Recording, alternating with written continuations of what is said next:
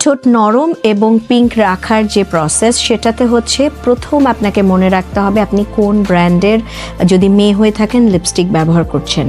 আমাদের লিপস্টিকের ব্যবহারের সময় মনে রাখতে হবে সস্তা লিপস্টিকগুলো আমরা ইগনোর করব, যত ভালো কালারই হোক না কেন। আবার বিভিন্ন মাল্টি ব্র্যান্ডস ইউজ করা বন্ধ করব। আমরা চেষ্টা করব যে কোনো একটা, দুইটা, তিনটা ব্র্যান্ডের মধ্যে সীমাবদ্ধ থাকতে, যেগুলো দেখবেন যে আপনার লিপসের উপরে ডার্ক শেডস আনছে না সে ধরনের।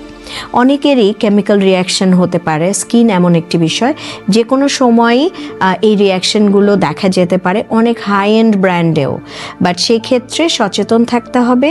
এবং এর সাথে সাথে আমাদের যেটা করতে হবে, লিপ স্ক্রাবার দিয়ে লিপস ক্লিন করা, লিপ বাম ইউজ করা, এবং রাতে ডেফিনেটলি ঘুমানোর সময় পেট্রোলিয়াম জেলি ব্যবহার করা, যেটার মধ্যে কোনো কালার টোন কিছু থাকবে না। এবং সকালে ঘুম থেকে উঠে আপনি দাঁত ব্রাশের আগে আবার লিপ বাম দিয়ে তারপরে, বা পেট্রোলিয়াম জেলি দিয়ে তারপরে আপনি দাঁত ব্রাশ করবেন।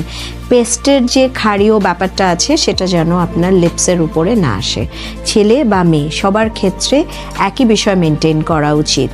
আর যারা স্মোকিং করেন তাদের ক্ষেত্রে মাথায় রাখা উচিত, স্মোকিং আপনার ঠোঁটকে কালো করে দিবে, অসুন্দর করে দিবে, যেটা দেখতে ভালো লাগবে না, তাহলে সেক্ষেত্রে এটা বন্ধ করে দিতে পারেন। সেকেন্ড, যদি কোনোভাবে বন্ধ করতে পারছেন না, তো সাবধানতা মেনটেন করবেন যেন লিপস অবধি সেই তাপটা না আসে। আপনার লিপস যেন প্রপার কেয়ারটা পায়, সেটা খেয়াল রাখতে হবে।